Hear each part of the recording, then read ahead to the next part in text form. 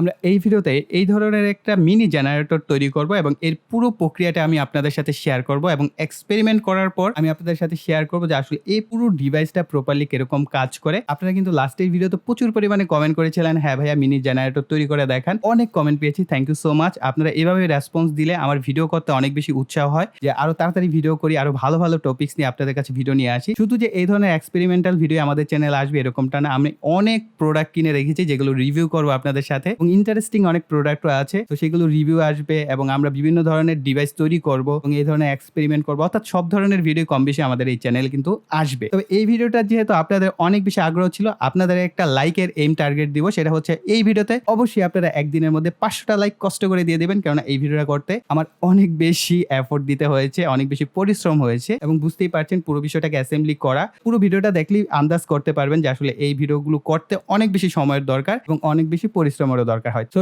আপনারা প্রত্যেকে যদি লাইক দেন তাহলে দেখবেন 500টা লাইক অনায়াসে হয়ে যাবে। সো আর দেরি না করে চলুন আমাদের এই যে মিনি জেনারেটর তৈরির যে এক্সপেরিমেন্টাল ভিডিও সেটা শুরু করা যাক। আমরা লাস্ট ভিডিওতে এটা নিয়ে মোটামুটি বেশ কিছু এক্সপেরিমেন্ট করেছিলাম। সো আমরা এই ভিডিওতে হচ্ছে এটা দিয়ে জেনারেটর তৈরির একটা এক্সপেরিমেন্ট করব। সো আমি নিজেও জানি না এক্সপেরিমেন্ট কতটা সাকসেসফুল হবে। প্রথমে যখন এই মোটরটা নিয়ে ভাবছিলাম তখন একটা জিনিস খেয়াল করলাম যে এটা যেহেতু গিয়ার মোটর এবং বেশ প্রেসার দেওয়ার মাধ্যমে এটাকে ঘোরানো হয়, তো এত বেশি প্রেসার দেওয়ার মতো যদি আমরা গিয়ার মোটর ব্যবহার করি তাহলে কিন্তু সেই মোটরটার ইনপুট অবশ্যই 12 ভোল্টের হতে হবে এবং আমরা যদি 12 ভোল্ট সাপ্লাই দিই এবং এটা থেকে যে পরিমাণ আমরা আউটপুটটা পাবো, খুব বেশি আউটপুট তো আর পাচ্ছি না। দেখা গেছে যে আমরা ইনপুট যতটুকু পাচ্ছি আউটপুট ততটুকু ব্যয় হচ্ছে, তাহলে কিন্তু এটা আসলে জেনারেটর হচ্ছে না। তো আমাদের এরকম দরকার যে আমরা ছোট্ট একটা ব্যাটারি ব্যবহার করলাম এবং এটা দিয়ে হচ্ছে আমরা মোটামুটি দেখালো 20 মিনিট 25 মিনিট বা 30 মিনিট একটা আউটপুট পেলাম, তাহলে আমরা এটাকে একটা পারফেক্ট জেনারেটর বলতে পারি। সো এক্সপেরিমেন্ট করার পরে আমরা জানবো। এখন যেটা বিষয় সেটা হচ্ছে আমরা যদি গিয়ার মোটর ব্যবহার করি তাহলে আসলে প্রপার আউটপুটটা আমরা এটা থেকে পাচ্ছি না। যেহেতু একটু বেশি ঘোরালে বেশি ভোল্টেজ উৎপন্ন হয়, তার মানে আমাদের একটু বেশি আরপিএম বা বেশি রোটেশনে ঘোরাতে হবে। তার জন্য আমরা 180 ডিসি মোটর ব্যবহার করব। তার আগে হচ্ছে আমরা এইটার যে ভিতরের গিয়ার গুলো আছে সেই গিয়ার গুলোকে আমরা খুলে ফেলবো। তার জন্য আমরা এই উপরের পার্টটাকে প্রথমে খুলবো।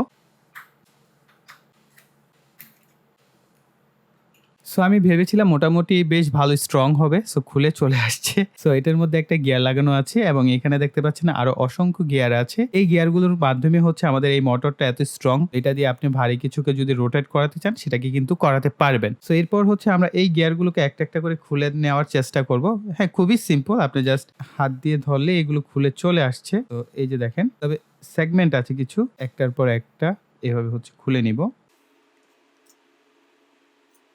মেবি এটার মধ্যে গ্রিজ দেওয়া থাকে যার ফলে গিয়ারগুলো খুবই স্মুথলি ঘুরতে পারে। এরপর হচ্ছে আমাদের এই ভিতরের যে পার্টটা আছে আমরা এটাকেও খুলে ফেলবো। এটাকে যদি আমরা কিছুটা প্রেসার দেই তাহলে দেখতে পাবেন এই পার্টটা খুলে চলে আসবে।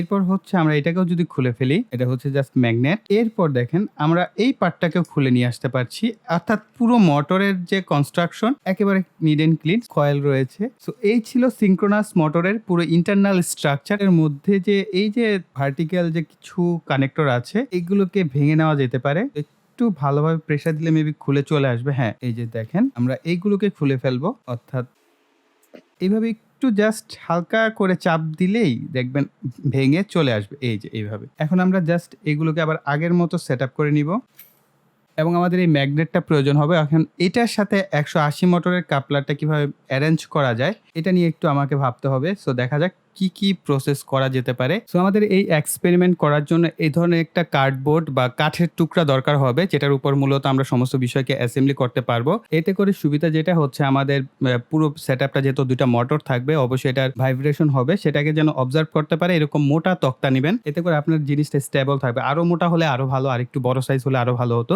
এটাকে আমরা 180 মোটরের সাথে এইভাবে সেট আপ করতে হবে, ঠিক আছে? একদম ভার্টিক্যাল ভাবে এইভাবে সেট আপ করতে হবে। এখন এইভাবে সেট আপ করতে গিয়ে কোনো রকম রাস্তাই পাচ্ছিলাম না। এরপর যেটা আমি প্রসেসিং করলাম, সো এটা দেখতে পাচ্ছেন, এটা একটা জাস্ট কলমের মাথার অংশ আমি দেখাচ্ছি। একটা কলম থেকে হচ্ছে এর সামনের যে অংশটা সেটাকে কেটে নিয়েছি। এবং আরেকটা জিনিস ক্লিয়ার করে দিই, সেটা হচ্ছে যদি আপনারা আমার মতো করতে চান, ম্যাটাডোর i10 একটা কলম পাওয়া যায়, এই কলমটা দিয়ে হচ্ছে আমি করেছি। এই কলমটা দেখেন, সামনের অংশটা কাটলে এই যে হুবহু এটা এতটুকু জাস্ট কেটে নিবেন। নেওয়ার পর এর পিছনের অংশে দুইটা কভার থাকে, এই যে দেখেন এটার পিছনের অংশে দুইটা কভার থাকে। এই কভারটাকে হচ্ছে মোটা যে অংশটা আছে এটাকে মূলত হচ্ছে আমরা ব্যবহার করেছি এটার ভিতরের দিকে দিয়ে। তো দেওয়ার পর আমি কিছুটা সুপার গ্লু লাগিয়ে নিয়েছি। তারপর দেখলাম এটার মধ্যে খুব সুন্দরভাবে এভাবে অ্যাটাচড হয়ে যাচ্ছে, অর্থাৎ এর গিয়ারের যে মাথাটা আছে এটার সাথে অ্যাটাচড করতে পারছি। সো এই ধরনের ম্যাটাডোর আইটেম দিয়ে আপনারা করতে পারেন, বা আপনার কাছে যদি অন্য কোনো ব্যবস্থা থাকে আপনি সেই ব্যবস্থাও করতে পারেন, কোনো অসুবিধা নেই। তবে মূল কথা হচ্ছে ভার্টিক্যাল ভাবে দুইটাকে কানেক্ট করতে হবে। এখন আমরা যদি এটাকে এইভাবে কানেক্ট করতে যাই তাহলে আবার এটার যে মাথা সেটা হয়ে যাচ্ছে ছোট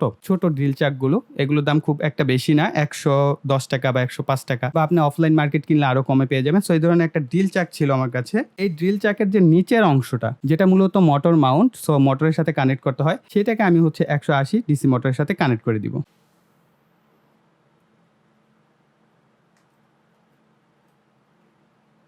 সো তারপরও যেটা হচ্ছে যে এটার মধ্যে এটা কিন্তু অনায়াসে ভিতরে যেতে পারবে। সো এরপর হচ্ছে সমাধান হিসেবে আমি বের করলাম যে আসলে এই ধরনের একটা রয়্যাল প্লাগ ব্যবহার করা যেতে পারে। সো এখন আমি জানি না এটা কাজ করবে কিনা। সো আমরা এটাকে কেটে হচ্ছে এই ড্রিল চাকটার মধ্যে সেটআপ করব এনিহাউ। সেটআপ করার পর এটাকে যদি আমরা এটার মধ্যে দিতে পারি তাহলে আমরা দেখা গেছে যে মোটামুটি ভালোভাবে এটা ঘুরবে। ওকে, দেখা যাক। সো আমি এটাকে কেটে এটার মধ্যে সেটআপ করছি।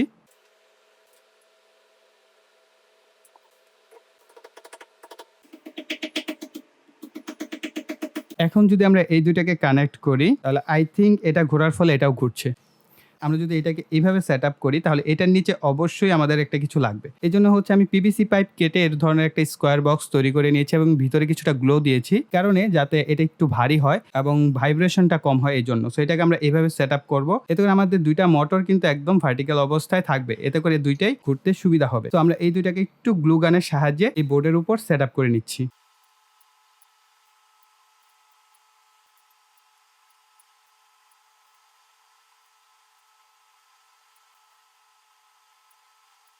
তো এখন হচ্ছে আমাদের এই ধরনের ২ টা ব্যাটারির একটা হোল্ডার প্রয়োজন হবে। এটা হচ্ছে 18650 এর জন্য ব্যাটারি হোল্ডার। এই ২ টা ব্যাটারি ব্যবহার করার ফলে আমরা আউটপুটে হচ্ছে ৮ ভোল্ট পাবো। যেহেতু ১৮০ মোটর হচ্ছে ৮ ভোল্টে প্রপার আরপিএম এ রান হয়। এই কারণে আমরা হচ্ছে প্রপার আরপিএম এ রান করার জন্য ৮ ভোল্ট সাপ্লাই দিব। এই কারণে ২ টা ব্যাটারির একটা হোল্ডার ব্যবহার করব। এই ব্যাটারির যে কালো যে প্রোবটা আছে এটা হচ্ছে আমরা কালো প্রান্তটাকে সোল্ডার করে নিব।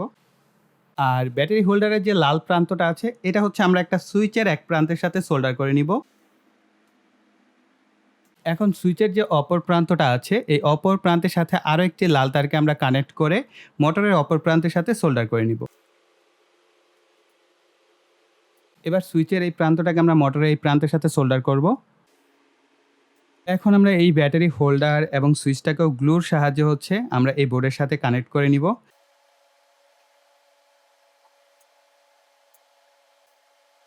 এই মোটরটার আউটপুট চেক করার জন্য ২ টা টার্মিনালের সাথে আউটপুটের ২ টা তারকে আমরা আগে চেক করে দেখব আমাদের আউটপুট ভোল্টেজটা কত পাচ্ছি, এবং আমাদের এই মিটারটাকে হচ্ছে আমরা এসি ভোল্টেজে সেটআপ করব। অবশ্যই খেয়াল রাখবেন এসি ভোল্টেজ যেটা কিনা আপনার ৬০০ ভোল্ট আছে এই ৬০০ ভোল্টের এখানে সেটআপ করবেন। ২০০ ভোল্টের এখানে থাকলে কিন্তু আপনার অ্যাকুরেট মানটা পাবেন না। ৬০০ ভোল্টে সেটআপ করার পর আমরা এখান থেকে যদি সুইচটাকে দেই তাহলে আপনারা দেখতে পাচ্ছেন ৩৯২ বা ৩৯১, ৯০ এরকম ভেরি করছে। আমি এইখানে যে ২ টা ব্যাটারি ব্যবহার করেছি ব্যাটারি ২ টাকে একটু চেঞ্জ করে নিব। ব্যাটারিগুলো চেঞ্জ করার কারণ হচ্ছে আমার আগের যে ব্যাটারিগুলো সেগুলো মোটামুটি আমি ইউজড করেছিলাম বিভিন্ন কাজে। এই কারণে আমি হচ্ছে চার্জ দেওয়া ২ টা ব্যাটারি ব্যবহার করলাম এখন, বা একই থাকে কিনা।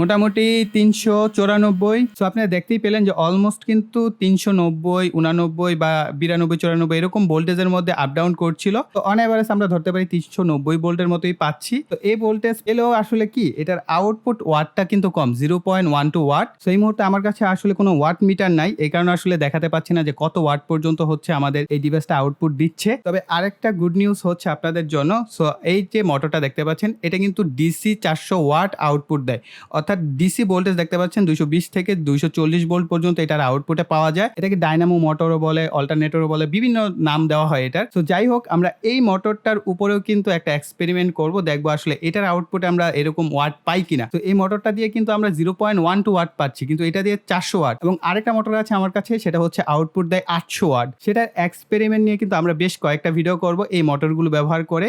সো এইগুলো দিয়ে আসলে আমরা ডিসি আউটপুট দিলেও এসি বাতিগুলোকে জ্বালানো যায় কিনা সেটাও আমরা প্র্যাকটিস করব, বা আরো কোনো প্রসেস করা যায় কিনা সেগুলোর উপর এক্সপেরিমেন্ট অবশ্যই করব। যাই হোক আমরা আবার আমাদের যে মূল ভিডিও সেটা টপিকসে চলে আসি, আর কমেন্ট সেকশনে জানাবেন যে ওই মোটরটা দিয়েও কি আপনারা ভিডিও চান কিনা বা এক্সপেরিমেন্ট দেখতে চান কিনা। আমরা এই যে মিটার, এই মিটার খুলে এখন সরাসরি এসি বাল্বে আমরা এই দুইটাকে কানেক্ট করে ফেলবো। সো এই ধরনের একটি লাইট হোল্ডার আমি ব্যবহার করছি। এই লাইট হোল্ডারের জাস্ট ২ প্রান্তে আমরা ২ টা তারকে কানেক্ট করে দিব।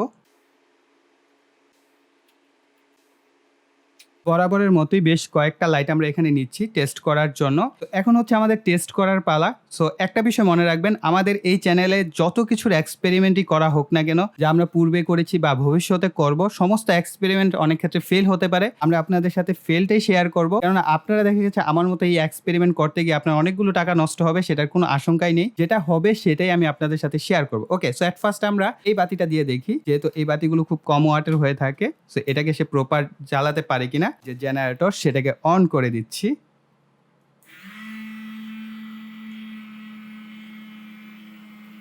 প্রপারলি কিন্তু গ্লো করছে আমাদের এই বাতিটা।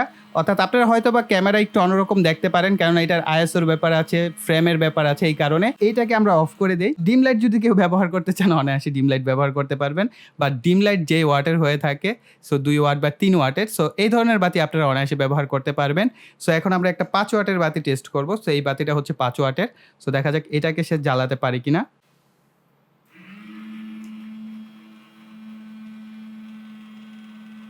তো হাত দিয়ে ঘুরিয়ে যে আলোটা পাচ্ছিলাম সেটা থেকে অনেক বেটার আলো পাচ্ছি। তো এই 5 ওয়াটের বাতি আপনি যদি ব্যবহার করতে চান, এই 5 ওয়াটের বাতিতে কিন্তু আপনি ছোটখাটো একটা রুমের ইনস্ট্যান্ট আলোর ব্যবস্থা করতে পারেন এটা দিয়ে।